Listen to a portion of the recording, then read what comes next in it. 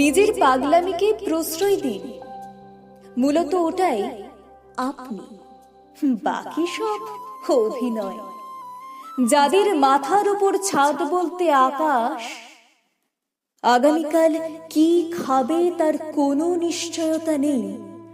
যাদের কাছে পূর্ণিমার চাঁদ যেন ঝলসানো রুটি, খারাপ থাকাটা যাদের কাছে নিত্য সঙ্গী, তারাও দিন শেষে হাসে। অথচ আমাদের প্রতিদিনের রোজগার, মাথার উপর কংক্রিটের ছাদ, অর্থ থাকা সত্ত্বেও 19-20 হলেও ডিপ্রেশনে চলে যায়, টেনশন করি, অবসাদে ভুগি।